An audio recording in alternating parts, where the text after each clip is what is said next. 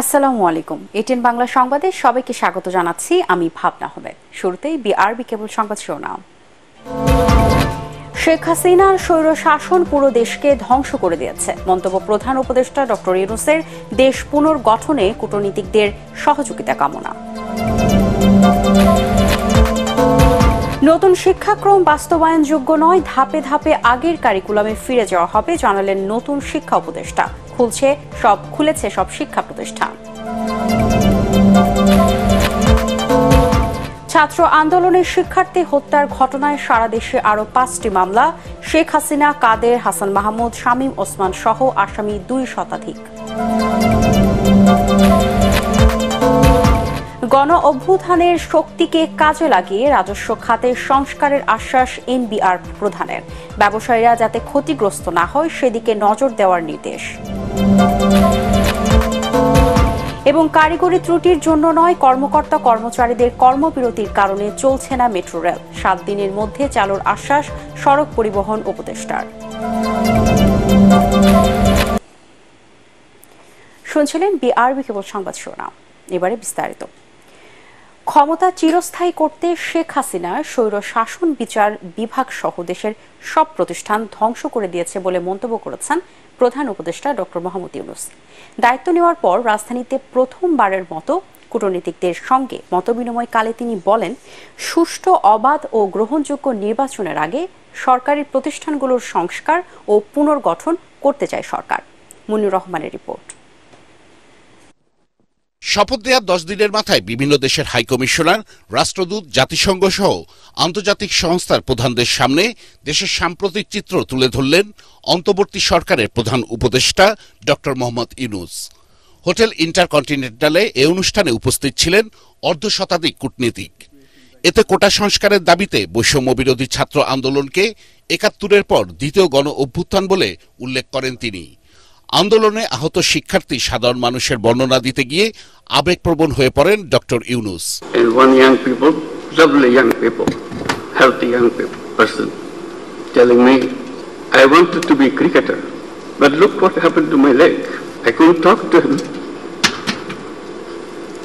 আইন শৃঙ্খলার উন্নয়ন অন্তর্বর্তী সরকারের প্রধান দায়িত্ব বলে জানান প্রধান উপদেষ্টা।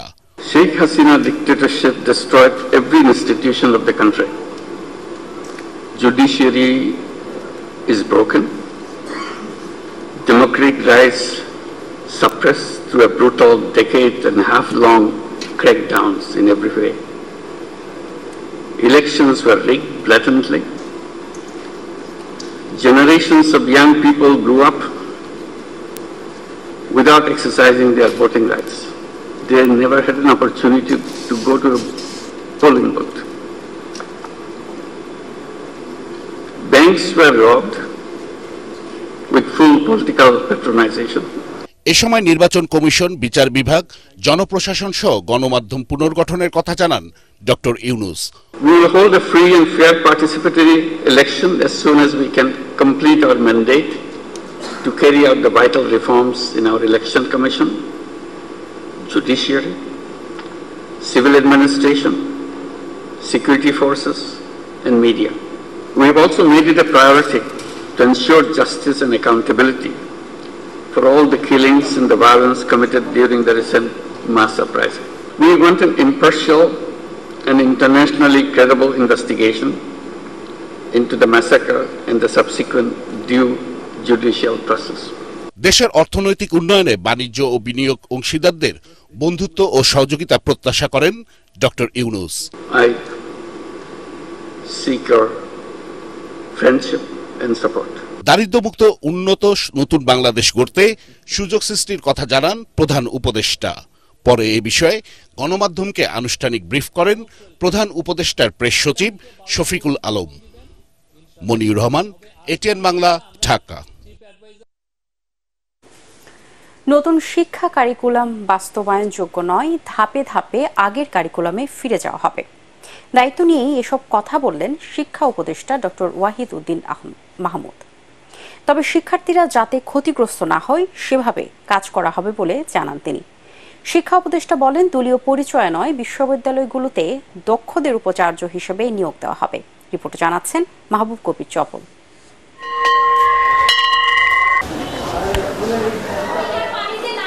অনেকটা গিনিপিগ বানানো হচ্ছে শিক্ষার্থীদের। শিক্ষা নিয়ে তাদের উপর চলছে একের পর এক পরীক্ষা নিরীক্ষা। নতুন কারিকুলাম নিয়ে বিতর্ক থাকলেও এটাই 2 বছর ধরে পড়ানো হচ্ছে শিক্ষার্থীদের। এই পদ্ধতিতেই আগামী বছর এসএসসি পরীক্ষা দেবে শিক্ষার্থীরা। কিন্তু সরকার পরিবর্তনের সাথেই বাতিল হতে যাচ্ছে নতুন কারিকুলাম। শিক্ষা উপদেষ্টা বলছেন এটা বাস্তবায়ন করা কঠিন, তাই পরিমার্জন করে আগের ক্যারিকুলামে ফিরে যাওয়া হবে। এই শিক্ষাক্রম বাস্তবায়নযোগ্য নয় বলে প্রতীয়মান হচ্ছে। আমরা কিভাবে অন্তত আগের শিক্ষাক্রমে ফিরে যাব এমনভাবে যাতে এখন যারা এই শিক্ষাক্রম নতুন শিক্ষাক্রমে আছে তাদের যাতে কোনো অস্বস্তি না হয়, এটা হলো মেসেজ। তিনি বলেন বিশ্ববিদ্যালয়গুলোতে দলীয়করণ হয়েছে। সরকার পরিবর্তনে পদত্যাগ করেছেন বেশিরভাগ উপাচার্য। এসব পদে দল নিরপেক্ষ মেধাবীদের নিয়োগ দেওয়ার কথাও জানান শিক্ষা উপদেষ্টা। সরকারি খাতে বোধহয় 50টার বেশি আছে, তার মধ্যে 40টার মতো বিশ্ববিদ্যালয় হলো অভিভাবক শূন্য। এটা একটা সুযোগও আমি মনে করব। এতগুলো পাবলিক বিশ্ববিদ্যালয়ে আমরা চাইব যে সত্যিকার শিক্ষানুরাগী যোগ্য ব্যক্তি পদায়নগুলো কথা অতি দ্রুত করব যাতে এগুলো চালু হতে পারে। স্কুলের ম্যানেজিং কমিটিতে দলীয় কিংবা অল্প শিক্ষিত কাউকে রাখা হবে না বলেও জানান তিনি।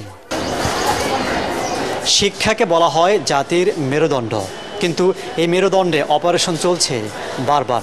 শিক্ষা নিয়ে এত পরীক্ষা নিরীক্ষার নজির পৃথিবীর আর কোনো দেশে নেই। এখন সবার চাওয়া বন্ধ হোক শিক্ষা রাজনীতি, প্রণয়ন করা হোক বিশ্বমানের নতুন ক্যারিকুলাম। মাহবুব কবির চপল, এটিএন বাংলা, ঢাকা। আজ থেকে খুলেছে দেশের সব শিক্ষা প্রতিষ্ঠান। কোটা সংস্কার আন্দোলন ঘিরে দীর্ঘদিন বন্ধ থাকার পর খুলেছে সরকারি বেসরকারি সব বিশ্ববিদ্যালয়। তবে এখনো যোগ দেননি বেশিরভাগ শিক্ষক। এদিকে 5 আগস্ট আওয়ামী লীগ সরকারের পতনের পর ঢাকা বিশ্ববিদ্যালয়ের উপাচার্য সহ বেশ কয়েকজন শিক্ষক পদত্যাগ করায় দেখা দিয়েছে জটিলতা। অতীতের সব ভুল শুধরে রাজনীতিমুক্ত স্বাভাবিক ক্যাম্পাসের দাবি সাধারণ শিক্ষার্থীদের। মাজারুল হক মুহাজিরের রিপোর্ট। 1 মাস বন্ধের পর খুলেছে বিশ্ববিদ্যালয়, তবে এখনো নেই চিরচেনা সেই কোলাহল, শিক্ষার্থীদের উপস্থিতিও কম।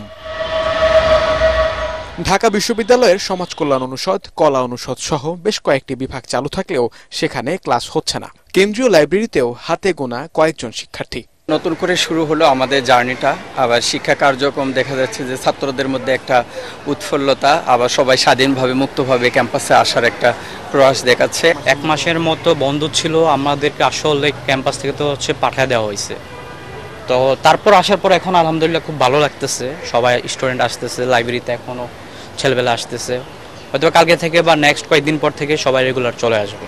কিছু শিক্ষককে ক্যাম্পাসে দেখা গেলেও তারা ব্যস্ত ছিলেন অফিসিয়াল কাজ নিয়েই। যদিও উপাচার্য রেজিস্ট্রারের পদত্যাগে অভিভাবকহীন অবস্থায় ঢাকা বিশ্ববিদ্যালয়, ফলে দ্রুত সময়ের মধ্যে এসব কিছুর সুরাহা চান এই শিক্ষার্থীরা। আমরা চাই নিরপেক্ষ একজন ভিসি আসুক, নিরপেক্ষ প্রশাসন আসুক, যারা দলের এজেন্ডাকে বাস্তবায়ন না করে শিক্ষার্থীর স্বার্থকেই সবার উপর প্রাধান্য দেবে। আমরা সবাই চাই যে একটা রাজনীতিমুক্ত ক্যাম্পাস, সেটা শিক্ষক ছাত্র সবাইরই। আর এই যে গণরুমের এই কালচারটা আসলে বাদ দেওয়া উচিত, কারণ এভাবে দেখা যায় যে অনেক শিক্ষার্থী আর কি ঝামেলায় পড়ে। সবাই সিট পায় হিসাবে, তো লিগালি সিট দিলে এটা আসলে আমাদের জন্য অনেক সুবিধা হবে। গত 15 আগস্ট শিক্ষা মন্ত্রণালয়ের নির্দেশনায় 18 আগস্ট রোববার থেকে বিশ্ববিদ্যালয় সহ মন্ত্রণালয়ের অধীন সব শিক্ষা প্রতিষ্ঠান খুলে দেওয়ার কথা জানানো হয়। এর আগে সর্বজনীন পেনশনের প্রত্যয় স্কিম বাতিলের দাবিতে শিক্ষকদের আন্দোলনের কারণে গত 1 জুলাই থেকে দেশের পাবলিক বিশ্ববিদ্যালয়গুলোর ক্লাস পরীক্ষা বন্ধ হয়ে যায়। মাসহারুল হক মুহাজির, এটিএন বাংলা, ঢাকা। বৈষম্য বিরোধী ছাত্র আন্দোলনের শিক্ষার্থী নিহতের ঘটনায় নাটোর, নারায়ণগঞ্জ ও রংপুরের সাবেক প্রধানমন্ত্রী শেখ হাসিনার নামে আরও 5টি মামলা করা হয়েছে।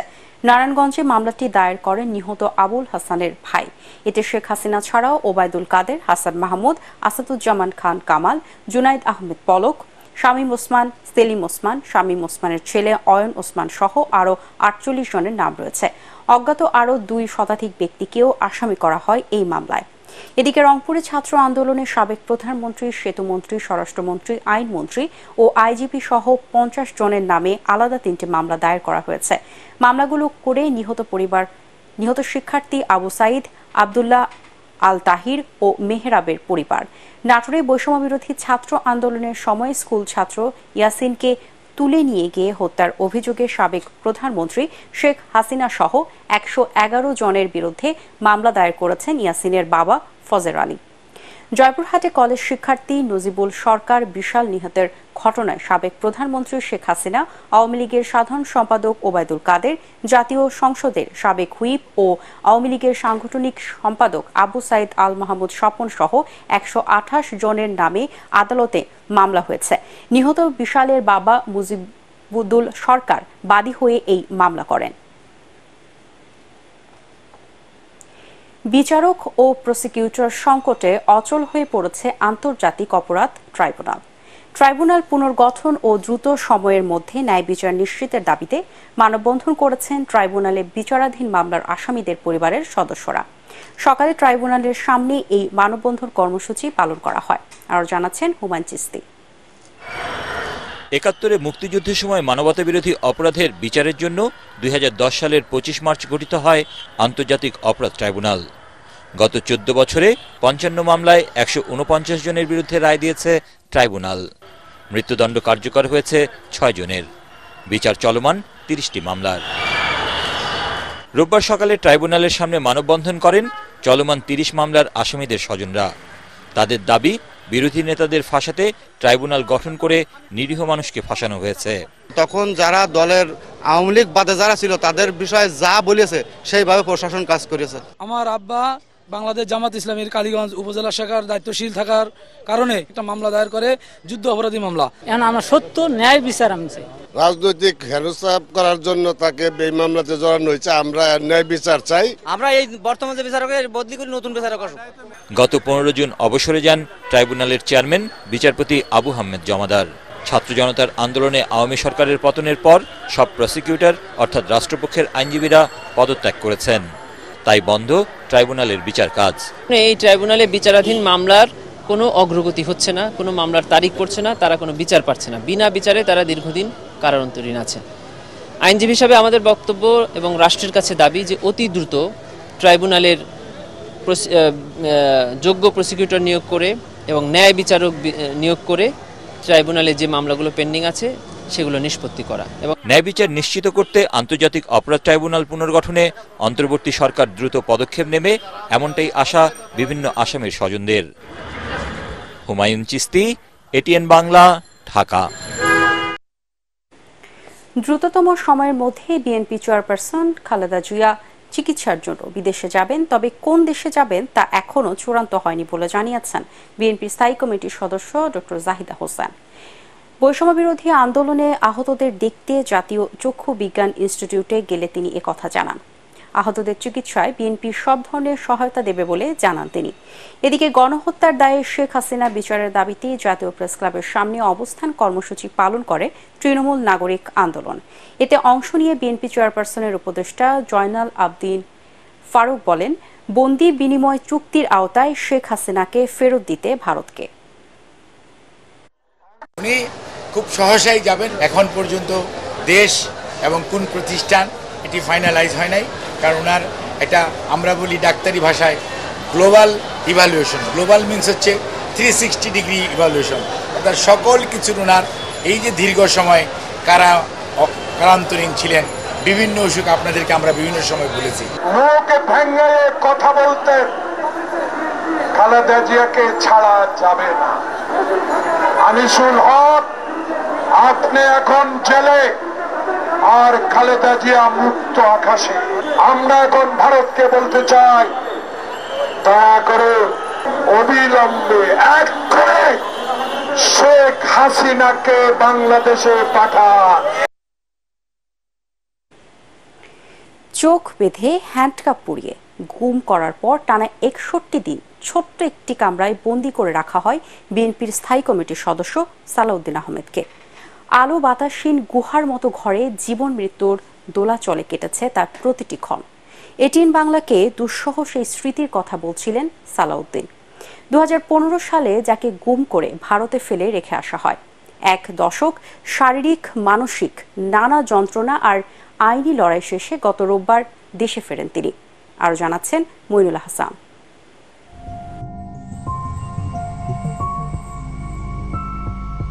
1 দশক পর দেখা। চোখে মুখে ক্লান্তির ছাপ স্পষ্ট হলেও কুশল বিনিময় পর্বে ছিলেন প্রাণবন্ত। নানা আলাপচারিতা শেষে প্রায় 1 দশক আগে তাকে অপহরণ গুম করার প্রসঙ্গ তুলতেই তার চোখে মুখে ফুটে উঠল ভয় আর অনিশ্চিত জীবনের ছাপ। বিএনপির ডাকা অসহযোগ আন্দোলন চলাকালে 2015 সালের 10 মার্চ উত্তরার এক বন্ধুর বাসা থেকে আইনশৃঙ্খলা বাহিনী পরিচয়ে তুলে নেওয়া হয় সালাউদ্দিন আহমেদকে। কবরের মতো একটা কুঠুরিতে আমাকে আবদ্ধ করে রাখে দীর্ঘ 61 দিন। সেটা 5 ফিট বাই 10 ফিটের মতো একটা কুঠুরি হবে। ওখানে একটা হাই পাওয়ার লাইট ছিল, স্টিলের দরজা ছিল, নিচে খানা পিনা দেওয়ার জন্য একটু দরজার নিচে জায়গা রাখা ছিল, বাইরে একটি প্যাডেস্টাল ফ্যান সবসময় চলতো, পেশাব পায়খানা করার জন্য একটা ছিদ্র ছিল, নালার মতো একটা জায়গা করে রাখা, একটা পানির টেপ ছিল যাতে পানি ব্যবহার করতে পারি। এই রুমটাতে একটা কম্বল একটা বালিশ দিয়ে তারা আমাকে ওখানে 61 দিন বন্দি করে রাখে। তবে তারা আমার সাথে ভালো ব্যবহার করেছে, খানা পিনা টাইম মতো দিয়েছে, ওষুধপত্র দিয়েছে, পানি দিয়েছে। নিজ দেশে গুমের শিকার হয়ে কিভাবে ভারতে গেলেন সেটি এখনো তার কাছে বিস্ময়কর বলে জানালেন সালাউদ্দিন আহমেদ। যেদিন বের করে সেদিন একটা গাড়িতে তুলে কালো কাপড়, কালো মাস্ক এবং কালো চশমা পরিয়ে পায়ে হাঁটিয়ে কিছু দূর আবার গাড়িতে করে পার করলো। আমার কাছে মনে হয়েছে এটাই বর্ডার ক্রসিং, হয়তো যেখানে আমাকে ফেলে আসে সেই জায়গাটা আমি পরে জানতে পেরেছি এটা গলফ লিঙ্ক নামে একটা জায়গা, শিলং। তো ওখানে যারা প্রাতঃভ্রমণে ছিলেন 2-1 জন, তারা পুলিশে খবর দিলেন। তারা প্রথমে একটা হাসপাতালে নিয়ে গেল, ওখানে জেনারেল একটু ট্রিটমেন্টের পরে আবার থানায় নিয়ে যায়। তার 1-2 ঘন্টা পর আমাকে একটা মানসিক হাসপাতালে নিয়ে যায়। ওরা আমাকে পাগলের ওষুধ খাওয়ায়। আমার ওই টেলিফোন নাম্বারগুলো দেওয়াতে ওই ডাক্তার সাহেব সদয় হলেন যে ওনার এক নার্সকে দিয়ে টেলিফোন করালেন বাংলাদেশে। তা আমার ওয়াইফের সাথে তারা সংযোগ করতে বলেন।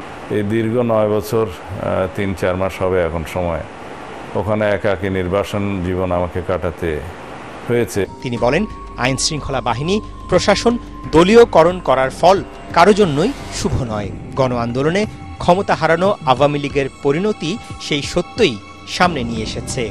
সংশ্লিষ্ট সকলকে আবেদন করব, যত রকমের গোয়েন্দা সংস্থার যত রকমের গোপন কুটুরি সেল আছে সব কিছু ডিসমেন্টেল করা হোক এবং তারা যেন রাজনৈতিক প্রক্রিয়ায় মাথা না গামায়। রাজনীতিবিদদের হাতে থাকতে হবে। এইটাই আমাদের এই ছাত্রগণ অভ্যুত্থানের মূল এসেন্স, এটাই তাদের স্বপ্ন। ইলিয়াস আলী সহ এখনো যারা নিখোঁজ, তাদের ভাগ্যে কি ঘটেছে তা দেশবাসীর সামনে প্রকাশ করতে অন্তর্বর্তী সরকারের কাছে দাবি জানান তিনি। মইনুল হাসান, এটিএন বাংলা, ঢাকা। জামায়াতে ইসলামীকে নিষিদ্ধ করে দেওয়া প্রজ্ঞাপন দ্রুততম সময়ের মধ্যে বাতিল চান দলটির আমির ডাক্তার শফিকুর রহমান। এটিএন বাংলাকে দেওয়া সাক্ষাৎকারে তিনি বলেন, অবৈধ শেখ হাসিনার সরকারের দেওয়া ওই প্রজ্ঞাপনটিও অবৈধ। এ সময় অন্তর্বর্তীকালীন সরকারকে নির্বাচন আয়োজনের জন্য যৌক্তিক সময় দেখার কথা জানান জামায়াতের আমির। আরো জানাচ্ছেন ইয়াসিন রানা। ছাত্র জনতার গণঅভ্যুত্থানের 4 দিন আগে সন্ত্রাস দমন আইনে জামায়াত ইসলামীকে নিষিদ্ধ করে শেখ হাসিনা সরকার। তবে আওয়ামী লীগ সরকারের পতনের পর আইনগতভাবে নিষিদ্ধের ইস্যুটি ফয়সালা না হলেও প্রকাশ্যে রাষ্ট্রীয় কার্যক্রমে অংশ নেয় দলটি। দীর্ঘদিন পর খোলা হয় মগবাজারের কেন্দ্রীয় কার্যালয়ে। ক্ষমতার পট পরিবর্তনের পর এখন সারা দেশে সক্রিয় জামায়াত ইসলামী ও ছাত্র শিবির। পরিস্থিতিকে শান্ত রাখার জন্য আহ্বান জানিয়ে তবে দলের ওপর নিষিদ্ধের তকমা কবে কাটবে এ নিয়ে তৃণমূল নেতাকর্মীদের নানা প্রশ্ন থাকলেও খুব একটা চিন্তিত নন জামায়াতের আমির। কুমতলব নিয়েই তারা আমাদেরকে নিষিদ্ধ ঘোষণা করেছে। অবৈধ সরকারের সকল নির্বাহী আদেশ অবৈধ, এমনকি বিচার বিভাগকে কক্ষিগত করে যে অবিচার করা হয়েছে সেগুলো অবৈধ নয়। অতএব এটা আমরা বড় কোনো সমস্যা মনে করি না। তারপরেও যেহেতু একটা গণবিপ্লব হয়ে গেছে, এই বিপ্লবের পরে এখন যারা সরকারে আছেন এটি তাদের দায়িত্ব যে এই বিপ্লবে একমাত্র ক্ষতিগ্রস্ত দল হিসাবে এই বিষয়টা তারা বিবেচনায় নেবেন, এটাই জনগণ আশা করে তাদের কাছে। তিনি জানান, আপাতত বড় কর্মসূচি নিয়ে মাঠে নামছে না জামাত। নির্বাচনের প্রস্তুতি থাকলেও তা নিয়ে নেই তোড়জোড়। আমরা এখনই তাদেরকে নিয়ে যে আজকেই একটা টেনিয়র ঠিক হয়ে যাক, কবে তারা যাবে, নির্বাচন কবে হবে, এটা আমরা উপযুক্ত মনে করি না। আমরা মনে করি তাদেরকে একটু সময় দিতে হবে, তারা যেন গুছিয়ে নিতে পারে। তবে এই সময়টা দীর্ঘ হওয়া উচিত না, যৌক্তিক হওয়া উচিত। রাজনীতি স্থিতিশীল হোক, সবাই স্বাভাবিকভাবে তাদের দলীয় কার্যক্রম শুরু করুক, তারপরেই আসবে জামাত একা ইলেকশন করবে নাকি কারো সাথে সমন্বয় করে করবে, সেই বিষয়গুলো নিয়ে এখনো আমরা কোনো সিদ্ধান্ত নেইনি। জামাত আমিরের অভিযোগ, মিথ্যা ও সাজানো মামলার মাধ্যমে দলের নেতাকর্মীদের ফাঁসি কারাদণ্ড দিয়েছিল শেখ হাসিনা সরকার। এ বিষয়ে আইনি পদক্ষেপ নেয়ার প্রস্তুতি চলছে বলেও জানান তিনি। আমাদের বিরুদ্ধে তো মামলাগুলো চালু হয়েছে 9 সাল থেকে। আমরা প্রত্যেকটা অবিচারের বিরুদ্ধেই মামলা করব এবং এই মামলার বাদী, সাক্ষী, তদন্তকারী, বিচারক, কোনো বিচারকও যদি দেখা যায় যে তিনি তার সীমা লঙ্ঘন করেছেন, তিনিও কিন্তু মামলার আসামি হবেন এবং এটাই ন্যায় বিচারের দাবি। আওয়ামী লীগ করলো না 14 দল করলো, এটা বড় কথা না। নিরীহ মানুষের একজনকেও যাতে মামলার আসামি না করি সেই ব্যাপারে আমরা সতর্ক। প্রতিহিংসার রাজনীতি না করা এবং সংখ্যালঘুদের নিরাপত্তায় কাজ করতে নেতাকর্মীদের নির্দেশ দেন জামায়াতের আমির। ইয়াসিন রানা, এটিএন বাংলা, ঢাকা। 1.5 দশকে আর্থিক খাতে লুটপাট ও অর্থ পাচারকারীদের বিরুদ্ধে কঠোর ব্যবস্থা নেওয়া হবে বলে জানিয়েছেন জাতীয় রাজস্ব বোর্ডের চেয়ারম্যান আব্দুর রহমান খান। তিনি বলেন, আবার যেন দুর্বৃত্ত তৈরি না হয় সেই ব্যবস্থা নিতে গণ অভ্যুত্থানের শক্তিকে কাজে লাগিয়ে এনবিআরে সংস্কার করা হবে। শারফুল আলমের রিপোর্ট। দায়িত্ব পাওয়ার পর রবিবার প্রথম অফিস করেন জাতীয় রাজস্ব বোর্ডের নতুন চেয়ারম্যান আব্দুর রহমান খান। প্রথমেই বৈঠকে বসেন এনবিআরের সিনিয়র কর্মকর্তাদের সাথে। আর্থিক সংকটে উন্নয়ন কর্মকাণ্ড পরিচালনায় যে পরিমাণ অর্থের প্রয়োজন হয় তা যোগান দেওয়াই সবচেয়ে বড় চ্যালেঞ্জ বলে মনে করেন তিনি জানান, কোনো অবস্থাতেই জোর করে রাজস্ব আদায় করা যাবে না। গণ অভ্যুত্থানে আর্থিক খাতে যে সংস্কারের সুযোগ এসেছে তাকে কাজে লাগাতে হবে বলেও জানান তিনি। তাদেরকে খুব স্ট্রং মেসেজ দেওয়া হয়েছে, যদি তারা নিজেদেরকে পরিবর্তন করতে না পারে, তাদের যে ধরনের মেন্টালিটি, এখান থেকে তারা বের হয়ে না আসতে পারে, তাহলে তারা থাকবে না। বিষয়টা এরকমই। এখানে এখন মানে একেবারেই স্বচ্ছভাবে চলতে হবে। রাজস্ব আদায় করতে গিয়ে ব্যবসায়ীরা যাতে ক্ষতিগ্রস্ত না হন সেদিকে সতর্ক থাকতে কর্মকর্তাদের প্রতি নির্দেশ দেন এনবিআর চেয়ারম্যান। অর্থ পাচার বন্ধে সব ধরনের আইনি পদক্ষেপ নেওয়ার কথাও বলেন তিনি। অন্যায়, অবিচার অথবা যেগুলো দুর্নীতি, যেগুলো ধরা পড়বে বা আমার কাছে ইঙ্গিতও আসবে, আপনারাই ডেফিনেটলি ইঙ্গিত দেবেন। আপনারা নিশ্চিত থাকেন প্রত্যেকটাই অত্যন্ত শক্ত হাতে এগুলো মানে আমরা দেখব এবং খুবই কঠোর সিদ্ধান্ত নেব। সবচেয়ে বেশি ফোকাস হবে এই ধরনের দুর্বৃত্ত যেন তৈরি না হয়, তার দিকে প্রিভেন্টিভ মেজারটাই বেশি নিতে হবে, সেটাই বেশি জরুরি। এরকম যেন আর ফ্র্যাঙ্কেস্টাইন যেন তৈরি না হতে পারে। চলতি অর্থ বছরের রাজস্ব খাতে 4,80,000 কোটি টাকার যে লক্ষ্যমাত্রা দেয়া হয়েছে তা আদায় করা সম্ভব হবে বলেও জানান এনবিআর চেয়ারম্যান। পরে গণমাধ্যম কর্মীদের সাথে আলোচনায় বসেন তিনি। শারফুল আলম, এটিএন বাংলা, ঢাকা। গভীর সমুদ্রে গ্যাস অনুসন্ধান সহ বিদ্যুৎ ও জ্বালানি খাতে যুক্তরাষ্ট্রের সাথে অংশীদারিত্ব বাড়ানোর সুযোগ এসেছে বলে মনে করে গবেষণা প্রতিষ্ঠান সিপিডি। এছাড়া দেশের জ্বালানি খাত সংস্কারে অবিলম্বে বিদ্যুৎ জ্বালানি দ্রুত সরবরাহ আইন বাতিল, এনার্জি রেগুলেটরি কমিশন আইন সংশোধন সহ 17টি প্রস্তাব করে তারা। ফজলে রাব্বির রিপোর্ট। আপনারা সকলেই জানেন যে অন্তর্বর্তীকালীন সরকারের প্রধান উপদেষ্টা ডক্টর মোহাম্মদ ইউনুস বলি বিদ্যুৎ ও জ্বালানি খাত সংস্কারে একটু বেশি আশাবাদী centre for policy dialogue CPD. Zero carbon নিঃসরণ এবং নবায়নযোগ্য জ্বালানির প্রসারে ডক্টর মোহাম্মদ ইউনুসের পূর্বের প্রতিশ্রুতি এই আশাবাদের কারণ। বিদ্যুৎ ও জ্বালানি খাতের সংস্কার নিয়ে সিপিডির সংবাদ সম্মেলনে বলা হয়, এখনই সুযোগ জীবাশ্ম জ্বালানি থেকে নবায়নযোগ্য জ্বালানিতে উত্তরণের জন্য টেকসই কর্মপরিকল্পনা তৈরির। কুইক এনহ্যান্সমেন্ট অ্যাক্টটি অ্যাবলিশমেন্ট, এটি দ্রুততর সময়ে করা, মুজিব ক্লাইমেট প্রসপারিটি প্ল্যানটিকে অব্যাহত রাখা, ডিআরসি অ্যাক্টের অ্যামেন্ডমেন্টের উদ্যোগ শুরু করা, আইপিএমপি রিভিশনের উদ্যোগ শুরু করা, কম্পিটিটিভ বিডিং শুরু করার জন্য পিপিএ এবং পিপিআর এর প্রক্রিয়া শুরু করা, স্টেক হোল্ডার কনসালটেশন বাড়ানো, একই সাথে রিনিউয়েবল এনার্জির দেশে কোথায় কত ধরনের কি সুযোগ রয়েছে এগুলোর ফিজিবিলিটি স্টাডি করা। রেন্টাল কুইক রেন্টাল বিদ্যুৎ কেন্দ্রের সাথে চুক্তি নবায়ন করার তাগিদ দেওয়ার পাশাপাশি এই খাতের বিভিন্ন সংস্থার হিসাবের আন্তর্জাতিক প্রতিষ্ঠান দিয়ে অডিটের দাবি জানিয়েছে CPD. Rental quick rental power plant এবং এক্সপেন্সিভ যে সমস্ত জ্বালানি ব্যবহৃত যে সমস্ত পাওয়ার প্ল্যান্ট রয়েছে এবং একই সাথে যেগুলো কিনা লো ইফিসিয়েন্সিতে যে পাওয়ার প্ল্যান্ট গুলো চলছে এগুলোর দ্রুততর সময়ে অবসান দরকার। আমরা যদি জ্বালানি উত্তরণই করতে চাই, জ্বালানি রূপান্তর করতে চাই, তাহলে এই যে জীবাশ্ম জ্বালানির যেগুলো কন্ট্রাক্ট রয়েছে এগুলো ধীরে ধীরে অবসান করে দিয়ে এই জায়গাগুলোতে নবায়নযোগ্য জ্বালানি সংক্রান্ত বিদ্যুৎ কেন্দ্রগুলোকে আস্তে আস্তে সুযোগ করে দিতে হবে। বিদ্যুৎ ও জ্বালানি খাত সংস্কারের প্রস্তাবগুলো স্বল্প, মধ্য ও দীর্ঘমেয়াদে বাস্তবায়নের পরামর্শ দিয়েছেন তারা। মার্কিন যুক্তরাষ্ট্রের সঙ্গে আমাদের যে জ্বালানি বিদ্যুৎ খাতের যে সহযোগিতা এটা আরো বাড়তে পারে বলে আমাদের কাছে মনে হয়, তবে এই বৃদ্ধির জায়গাটি আমরা একটু সতর্কভাবে দেখতে চাই। ফজল রাব্বি, এটিএন বাংলা, ঢাকা। কারিগরি কোনো ত্রুটির জন্য নয়, কর্মকর্তা কর্মচারীদের কর্মবিরতির কারণে এখন চলছে না মেট্রো রেল। তবে দায়িত্ব নিয়ে সড়ক পরিবহন ও সেতু উপদেষ্টা ফজল কবির খান জানালেন, আগামী 7 দিনের মধ্যে চালু করা হবে মেট্রো রেল। এদিকে রাজধানী জুড়ে তীব্র যানজট আর ভোগান্তি থেকে বাঁচতে দ্রুত মেট্রো চালুর দাবি নগরবাসীর। ইয়াসির রানার আরেকটি রিপোর্ট। বৈষম্য বিরোধী ছাত্র আন্দোলনের সময় নিরাপত্তার কথা বলে গত 17 জুলাই থেকে বন্ধ করে দেয়া হয় মেট্রো রেল। শেখ হাসিনা সরকারের পতনের পর 17 আগস্ট আবারও মেট্রো রেল চালুর কথা থাকলেও তা হয়নি। দাবি দেওয়া আদায় না হওয়া পর্যন্ত কর্মবিরতিতেই আমরা আছি। কারণ 6 দফা দাবিতে কর্মবিরতি পালন করছেন প্রতিষ্ঠানটির 10 থেকে 20তম গ্রেডের কর্মচারীরা। তাদের অন্যতম দাবি বর্তমান বেতন কাঠামো বাতিল করে সব গ্রেডের জন্য জাতীয় বেতন স্কেল 2015 অনুযায়ী 2.3 গুণ হারে বেতন প্রদানের। এই অবস্থায় দায়িত্ব নেয়ার প্রথম দিনেই নিজ দপ্তরে সড়ক পরিবহন, মহাসড়ক বিভাগ ও মেট্রো রেলের কর্মকর্তাদের সঙ্গে বৈঠক করেন নতুন উপদেষ্টা ফজল কবির খান।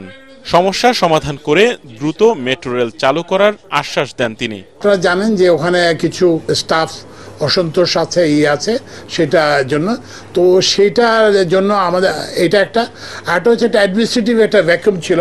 যেহেতু সরকার পরিবর্তন হয়েছে, মেট্রো রেলের বোর্ডে কিছু প্রতিনিধি ছিল, সেগুলো পরিবর্তন করা দরকার ছিল, তো সেটা আমরা আজকে করে দিয়েছি। লাইন টেস্টিং এর একটু, কারণ ওরা তো কর্মবিরতি করতেছে, এটাতে একটু টাইম লাগবে, তা আমরা সর্বোচ্চ 7 দিনের মধ্যে মেট্রো রেল চালু করব।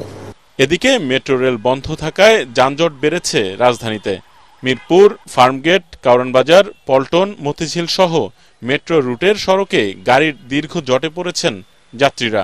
কর্মবিরতি কেন তারা দিয়েছে এটা নিয়ে প্রশাসনের সঙ্গে একটা আলোচনায় বসা উচিত এবং দ্রুত এই মেট্রো রেলটা চালু করা উচিত। মেট্রো রেল থাকলে তো আমাদের জন্য সুবিধা, মেট্রো রেল হলে এত যানবাহনের গ্যাঞ্জামে পড়তে হতো না। একটাও গাড়ি পাওয়া যাচ্ছে না, এরকম অবস্থা। মেট্রো রেল যখন থাকে পাবলিক রাস্তা একটু কম, এই যে বাস ধরে অত কষ্ট করে যাওয়া লাগে না। সহিংসতায় ক্ষতিগ্রস্ত মিরপুর 10 ও কাজীপাড়া স্টেশনের বিষয়ে তদন্ত শেষেই পরবর্তী ব্যবস্থা নেওয়া হবে। ইয়াসিন রানা, এটিএন বাংলা, ঢাকা। জনগণ যেন দ্রুত ন্যায় বিচার পায় সেজন্য সুপ্রিম কোর্ট প্রয়োজনীয় পদক্ষেপ নেবে বলে আশা প্রকাশ করেছেন রাষ্ট্রপতি মোহাম্মদ শাহাবুদ্দিন। বঙ্গভবনে নবনিযুক্ত প্রধান বিচারপতি সৈয়দ রেফাত আহমেদের নেতৃত্বে আপিল বিভাগের 4 বিচারপতি সাক্ষাৎ করতে গেলে তিনি বলেন, মামলা জট কমানোর ব্যাপারে প্রয়োজনীয় পদক্ষেপ নিতে হবে। এ সময় সুপ্রিম কোর্টের সার্বিক কার্যক্রম সম্পর্কে রাষ্ট্রপতিকে অবহিত করে প্রধান বিচারপতি বলেন, উচ্চ আদালতের সব বিভাগের বেঞ্চ পুনর্গঠন করা হয়েছে। রাষ্ট্রপতি কার্যালয়ের সচিব নাসমুল গনি, সামরিক সচিব মেজর জেনারেল মোহাম্মদ আদিল চৌধুরী এ সময় উপস্থিত ছিলেন।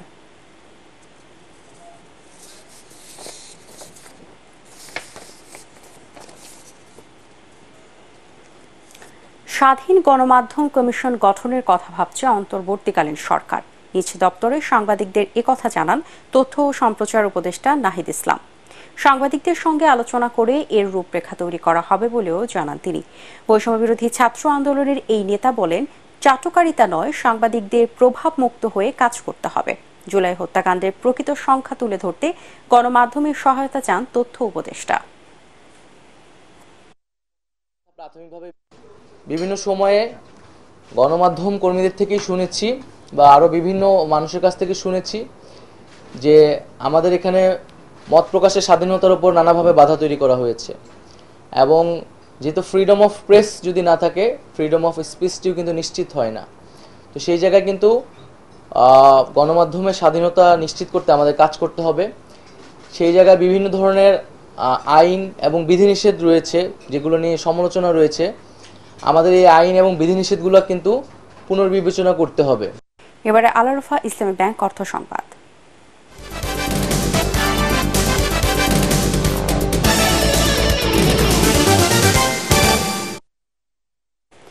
দুর্যোগ ব্যবস্থাপনা আইন 2012 বাস্তবায়ন সহ 8 দফা দাবিতে বিক্ষোভ কর্মসূচি পালন করেছেন অধিদপ্তরটির কর্মকর্তা কর্মচারীরা। মহাখালী অফিসে কর্মবিরতি শেষে মহাপরিচালকের রুমে অবস্থান নেন আন্দোলনকারীরা। এ সময় যৌক্তিক দাবিগুলো দ্রুত বাস্তবায়নের আশ্বাস দেন দুর্যোগ ব্যবস্থাপনা অধিদপ্তরের মহাপরিচালক রেজাউনুর রহমান। মনির হোসেন তপুর রিপোর্ট। এক যুগের বেশি সময় পার হলেও দুর্যোগ ব্যবস্থাপনা আইন অনুযায়ী প্রস্তাবিত জনবল কাঠামো ও নিয়োগ বিধিমালা অনুমোদন হয়নি। বিগত সময়ে বঞ্চিত কর্মকর্তা ও কর্মচারীরা কয়েক দফা আন্দোলন করলেও শুধুই মিলেছে আশ্বাস। তাই এবার প্রতিটি ক্ষেত্রে বৈষম্য দূর করতে সম্মিলিতভাবে আন্দোলন করছেন তারা।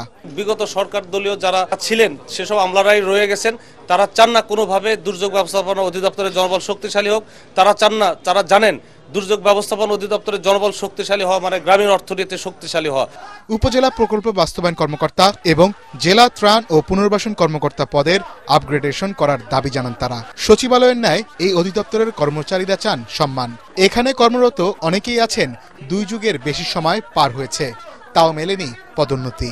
একই সরকারের একই যাত্রার লোক হয়ে আমার কোনো সহকর্মী সিনিয়র সহকারী সচিব হবে, আমি মিনিস্ট্রির বাইরে, আমি সচিবালয়ের বাইরে দেখে আমি আজকে সে জায়গা থেকে বঞ্চিত হয়েছি। আমাদের একটা আমলাতান্ত্রিক জটিলতা, আমরা বহুবার এটা নিয়ে কথা বলেছি এবং আমরা আন্দোলন করেছি। আন্দোলন ফলস্বরূপ তারা আমাদের সবসময় আশ্বস্ত করেছে যেটা আমার পক্ষে করা সম্ভব আমি আজকেই এটা করব। যেটা মন্ত্রণালয়ের মন্ত্রী উপদেষ্টা আসছে, সচিব স্যার আসছে, আমি তাদের কাছে নিয়ে যাব। আন্দোলনকারীরা জানান তাদের দাবিগুলো যৌক্তিক হওয়া সত্ত্বেও মন্ত্রণালয়ের নানা জটিলতার কারণে তা এতদিন বাস্তবায়ন করা সম্ভব হয়নি। মনির হোসেন তপু, এটিএন বাংলা, ঢাকা। হজে যেতে ইচ্ছুক ব্যক্তিদের জিম্মি করে অতিরিক্ত মুনাফা না করতে হজ এজেন্সিগুলোর প্রতি আহ্বান জানিয়েছেন হেফাজতে ইসলামের সাবেক যুগ্ম মহাসচিব মাওলানা মামুনুল হক। নয়াপল্টনে একটি হোটেলে হাব সদস্যদের একাংশের আয়োজনে আলোচনা অনুষ্ঠানে তিনি এই আহ্বান জানান। এ সময় বিএনপি চেয়ারপারসনের উপদেষ্টা আব্দুল সালাম অভিযোগ করেন, স্বৈরাচারী শেখ হাসিনার আমলে হজ করতে আসা মানুষ নানাভাবে বঞ্চিত হয়েছেন। ব্যবসার জন্য নয়, মানুষের খেদমত করতে হাব সদস্যদের প্রতি আহ্বান জানান তিনি। অনুষ্ঠানে উপমহাদেশের প্রখ্যাত আলেম প্রয়াত জামায়াত নেতা দেলোয়ার হোসেন সাইদির ছেলে মাসুদ সাইদি এবং দলটির ঢাকা মহানগর দক্ষিণের সাধারণ সম্পাদক শফিকুল ইসলাম মাসুদ অন্যান্যের মধ্যে উপস্থিত ছিলেন।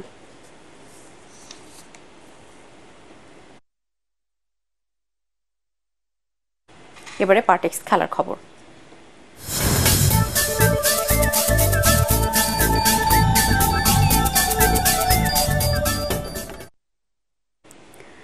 বাংলাদেশের নির্ধারিত নারী টি-20 বিশ্বকাপ আয়োজন নিয়ে আইসিসির সাথে আলোচনা চলমান রয়েছে বলে জানালেন যুব ও ক্রীড়া উপদেষ্টা আসিফ মাহমুদ সজীব ভুইয়া। সকালে নিজ দপ্তরে সংবাদ সম্মেলনে তিনি জানান, শিগগিরই এ নিয়ে ইতিবাচক তথ্য পাওয়া যাবে। দেশে প্রথমবারের মতো স্পোর্টস ইনস্টিটিউট তৈরি করার ঘোষণাও দেন ক্রীড়া উপদেষ্টা। রিপোর্ট করছেন এস.এম. আশরাফ। দেশে টি-20 বিশ্বকাপ শুরু হওয়ার কথা আগামী 3 অক্টোবর। 20 আগস্টের মধ্যে আইসিসিকে নিশ্চিত করতে হবে চূড়ান্ত প্রস্তুতির বিষয়। কিন্তু বাংলাদেশে ভ্রমণ সতর্কতা দিয়ে রেখেছে কয়েকটি দেশ, ফলে টি-20 বিশ্বকাপ হবে কিনা তা নিয়ে তৈরি হয়েছে অনিশ্চয়তা। যুব ও ক্রীড়া উপদেষ্টা বলেন, এটা দেশের সম্মানের বিষয়। এটা আয়োজন করতে পারা আমাদের জন্য একটা ভালো ল্যান্ডমার্ক হবে, যেহেতু বাংলাদেশ একটা খারাপ সময়, একটা সংকটকাল করছে। আবার একই সাথে যারা আমাদের মেহমান হয়ে আসবেন তাদের নিরাপত্তা নিশ্চিত করাটাও আমাদের দায়িত্ব। তো এই সবকিছু বিবেচনায় এটা তো শুধুমাত্র স্পোর্টস মিনিস্ট্রির মধ্যে আর নেই, এটা স্টেট ম্যাটার। প্রশ্ন এসেছে বাংলাদেশ ক্রিকেট বোর্ডের সংস্কার নিয়েও। এ নিয়ে তিনি বলেন, তারা ব্যক্তির নয় পদ্ধতির পরিবর্তন চান। বোর্ডের পরিবর্তনের বিষয়ে বোর্ডের আমরা তো প্রথম থেকে বলে আসছি যে আমরা রিফরমেশন করব সিস্টেমে, ব্যক্তির না। তবে সিস্টেমকে যারা কারাপ্ট করেছে তাদের ব্যাপারেও পরিবর্তন আসবে, এটাও সুনিশ্চিত। তবে আমরা বোর্ডের পরিবর্তনের ক্ষেত্রে মনোযোগ দিচ্ছি বোর্ডের যেই কনস্টিটিউশন আছে, যারা নতুন দায়িত্বে আসবে কিংবা পাবে তারা তাদেরকে সেই কনস্টিটিউশনে সেটাকে আরো ডেমোক্রেটিক করে গড়ে তুলতে হবে। সংবাদ সম্মেলনে ক্রীড়া উপদেষ্টা নতুন এক ঘোষণা দিয়ে বলেন, সেন্টার অফ এক্সিলেন্স স্লোগানে বাংলাদেশে প্রথমবারের মতো স্পোর্টস ইনস্টিটিউট করা হবে, যার উদ্দেশ্য দক্ষ ক্রীড়াবিদ তৈরি করে খেলাধুলায় ভালো ফল পাওয়া। ধন্যবাদ। S M Ashraf, ATN Bangla, Dhaka. অস্ট্রেলিয়ায় রানার্স আপ হয়েছে বাংলাদেশ এইচপি দল। ডারউইনের মারারা ওভালে টপ অ্যান্ড টি20 সিরিজের ফাইনালে তারা 32 রানে হেরেছে অ্যাডিলেড স্ট্রাইকারের কাছে। প্রথমে ব্যাট করে নির্ধারিত ওভারে 7 উইকেটে 169 রান সংগ্রহ করে অ্যাডিলেড। দলের পক্ষে সর্বোচ্চ 53 রান করেন টম ওকল্যান্ড। 170 রানের টার্গেটে নেমে ব্যাটিং ব্যর্থতায় 137 রানে অল আউট হয়ে যায় বাংলাদেশ এইচপি দল। 29 বলে দলের পক্ষে সর্বোচ্চ 35 রান করেন উদ্বোধনী ব্যাটসম্যান তানজিদ হাসান তামিম। 21 রান করেন মুস্তাফিজুর রহমান রাব্বি। শেষ করার আগে বিআরবি কেবল সংবাদ শিরোনামগুলো জানিয়ে দিব আরো একবার। শেখ হাসিনার স্বৈর শাসন পুরো দেশকে ধ্বংস করে দিয়েছে, মন্তব্য প্রধান উপদেষ্টা ডক্টর ইউনূসের। দেশ পুনর্গঠনে কূটনীতিকদের সহযোগিতা কামনা। নতুন শিক্ষাক্রম বাস্তবায়নযোগ্য নয়, ধাপে ধাপে আগের কারিকুলামে ফিরে যাওয়া হবে, জানালেন নতুন শিক্ষা উপদেষ্টা। খুলেছে সব শিক্ষা প্রতিষ্ঠান।